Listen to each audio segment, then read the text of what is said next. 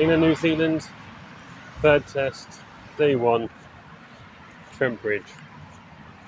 Well, another chastening day for England, and on the end of a bit of a hammering for much of the day, a bit like Scotland in the football yesterday.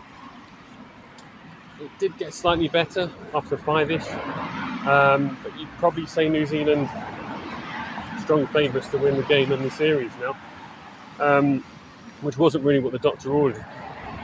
The game started off with a backdrop of kind of the debacle of an inquiry, the debacle of the second test, and the futures really of Gould, Thompson, Keane, McCollum and Stokes very much on the line, I'd say, and definitely under scrutiny.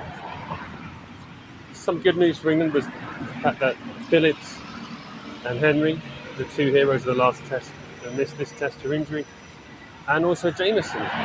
So that was something to buoy the England side, who were actually probably at full strength, or much closer to full strength than they were in the last test. But New Zealand won the toss. Great pitch to bat on.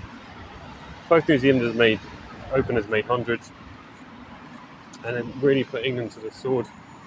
And you just have to say, I can't really remember any chances in the morning session, but in the afternoon, Smith dropped an easy chance, a really easy chance, and also convinced Stokes not to review the LBW from Bashir. I think Smith had thought that it was actually bat, but really it was pad.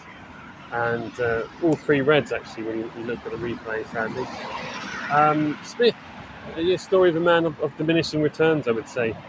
Started like a train, but since about the third test against India last year, his form has nosedived, and with both bat and glove, sorry.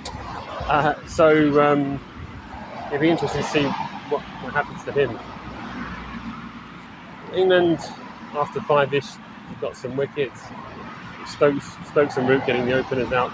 But right at the end, Archer and Atkinson, a wicket apiece, which made the score look less humiliating, I would say. But New Zealand still probably favourites for approx 500, which you'd think would be enough, because even though it's a flat pitch,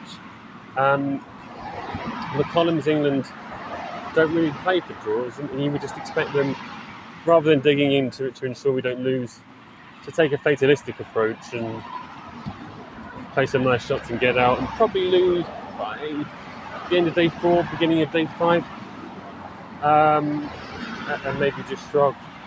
It could be the last time this happens, but that's not for sure yet, and there's still 4 days to go, so it's still possible for England to kind of restrict them a bit more, and for a couple of their players to score big.